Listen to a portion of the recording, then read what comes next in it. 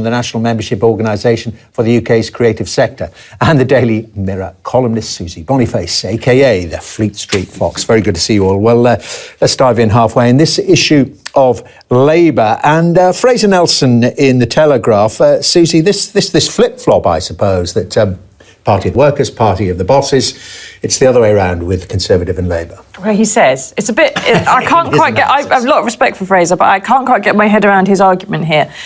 He's saying that basically the immigration cap on low-skilled, supposedly low-skilled and lower-paid people will mean that there are lots of jobs made available in care homes which will make them higher-skilled and higher-paid, and that's good for all of us. If jobs in care homes are higher-paid and require more skills to do it, there are 1.5 million jobs in the care industry. There's only 1.3 million unemployed in the UK, according to the government. So we're still short. But there's 8 million economically inactive, says the Allegedly, we're all lounging around. But those are stay-at-home people, those are sick, those are ill, they're in hospitals, they're in prisons, there are people who can't work necessarily. There's also the care industry is one of the highest turnover rates of any sector in the UK. There's 440,000 people leave every year because it's a very difficult job to do. And added to which, if you start raising the cost of the labour in it, you start raising the cost of the care. And that means more council tax. Council taxpayers won't like it. Never mind Fraser's headline here. And we've already got a maximum increase in council tax this year in order to pay for our social care costs because our government won't pay the tiny amount of £6 billion for a national care service. One penny in a pound in income tax, we would have this situation resolved. Okay. No more profit motive in dying. Well, focus back down on what Fraser Nelson is saying and join it together with Owen Jones' analysis in The Guardian. And coming from Owen Jones, you know, a Labour stalwart, if he wouldn't mind me terming him that, saying at least, he's giving the Conservatives that, he's saying at least they've evolved and Labour's stuck in the past, playing the same tune. Yeah, I mean, these two, it's right to put these two columns together because they are quite uncannily similar for two people of quite apparently different views. And I do like it when columnists think the unthinkable, and they're both thinking from their own perspectives slightly unthinkable thoughts. I mean, the Owen Jones one is bizarre in that he isn't just a Labour stalwart, he's a Corbyn stalwart. Yeah. Now, Corbynism, which for many people in the Labour Party, it was the salvation until it lost 2 elections in quick succession. But for many has absolutely hollowed out the party and made it unelectable. That is the tradition that he and others have espoused.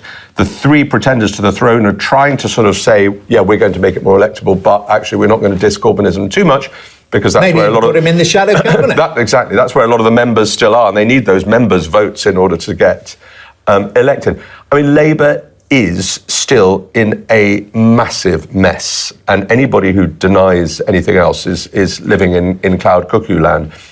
Johnson doesn't need to do much to win next time round because of the size of his majority, although voters are much more porous now. They're much more promiscuous. They'll go wherever they want to go. It's not like the old days, if you had an 80 majority, that was it.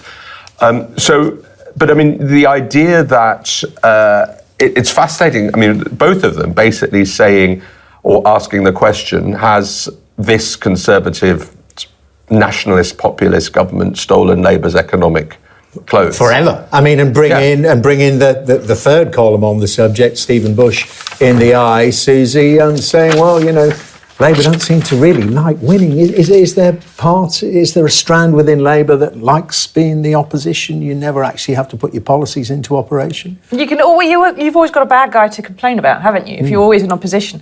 And in 120 years, Labour's been in opposition for 90 of them. So the way it has done things traditionally doesn't work.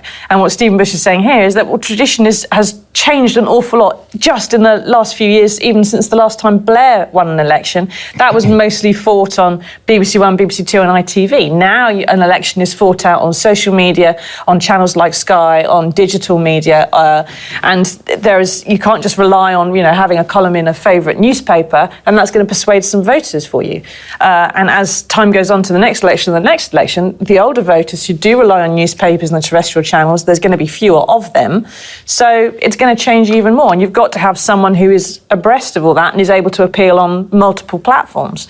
But I mean, just looking at it slightly more internationally, and that's where I do a lot of my focus now, Fraser, Owen Jones was right to point out, you've got a lot of Central European countries who are basically following, as Britain is, the Donald Trump approach, which is giving all the impression, whether they are or not, it's another matter, of being more economically interventionist, while absolutely playing to this kind of red meat, nationalist, populist, anti-immigration approach. And that is proving thus far popular. And that's the trend that's got to change, in my view. Nearly out of time. Just want to lastly finish on this cartoon of Priti Patel as Flash Woman of the Home Office, Susie Boniface. Allegations of bullying. Well, wouldn't really be the first Secretary of State to be described as robust with their officials. No, but anyone who's in Yes Minister knows that doesn't always end well. I think we should use this as an opportunity to say that the books of George MacDonald Fraser, the Flashman books, are possibly the best educational, historical knowledge anyone can gain. And I don't have anything actually to go on here, but people should go and read them, although treating Flashman as a bully of Tom Brown's school days and saying Pretty's like that. But is it, just quickly, John Campton, is it a sign of the tensions we know they are there between the civil service and this government? And they are perennial and they never go away. And the question is, how do you manage them? And same with any organisation, how do you get the best out of people who may not operate at the same pace as you do? Yeah, not by kicking them. Maybe not. Susie Boniface, John Campton, thank you very much indeed. Very entertaining take on some of today's papers. And you're watching All Out Politics. Coming up next, should Boris Johnson get rid of his senior advisor, Dominic Cummings? That's going to be our debate next.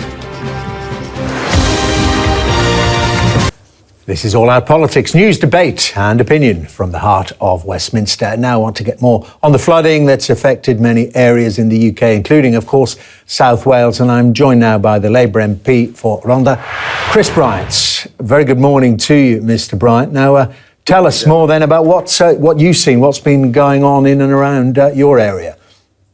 We've had some of the worst problems, I think, anywhere. Flooding in the Rhondda is a bit different in a lot of the valleys communities because the valleys are so steep that it's not so much about the rivers necessarily as about the water coming down off the mountains. And some of our culverts are very, very old. They've simply not been able to cope with the quantity of water. We had 60 tons of debris, including lots of branches and logs coming down into one of the culverts at the weekend, which meant that a whole series of streets in Pentre got flooded with filth and slurry. Just miserable for them. And then the night before last, we had it all over again because all the branches had got deep down into the culvert system and water was coming out in a direction that nobody had ever heard of before, and all those houses were being flooded all again yesterday. So we've had some pretty miserable events for an awful lot of people. And one of the worst things is that with the kind of food bank world that we live in at the moment, many families who are on minimum wage or really struggling financially simply don't have insurance of any kind. So they have literally lost everything, absolutely everything, which is why the council's been trying its best. Obviously, with the cleanup and giving every household £500, I'm trying to make sure that we get some extra money from government in London because these are extraordinary circumstances for Wales and in one of the poorest areas in the whole of the UK. Just as they've helped out in Northern Ireland, I think they should help out here. And I've set up my own crowd fund, which has now had £21,000, including £3,000 from the Manic Street Preachers. Many thanks. And if people want to find it, that's at if you just search for me on Facebook, Chris Bryant, or for Rhondda Bryant on Twitter, please do give. But as you say, Chris Bryant, it shouldn't necessarily have to come from members of the public. The money's welcome, of course. You're saying there, central government should front up. And what about this issue of Boris Johnson personally? Do you think it would make any difference whether he visits any of the flood areas or not if they put up the cash? Yes, I really think the Prime Minister should visit an area such as this. It was really good that Jeremy Corbyn came yesterday when he was able to see the kind of situation we have here. It's very, very different from some areas in England because, as I say, it's about the water coming off the mountains. And this is a former coal mining area. So we've got all the problems of potential landslips as well, which the council has to monitor. Rhondda Cynon Taf, the council here, is the second largest in Wales. It's been hit the worst in Wales. It's one of the poorest in the whole of the UK. And the RCT bill just for the council properties itself is something in the region of £11.5 million. And the damage across the whole area is something in the region of £150 million. Right. There are businesses that have lost out. I want the Prime Minister to understand the precise nature of the problem here. Well, maybe he does. Maybe he's poring over the facts and figures in Downing Street or wherever he is. But I don't think you believe that even. Okay, well, slightly. Well, he could have had a Cobra meeting, couldn't he? But just on money, and slightly different. But for the future, anyway.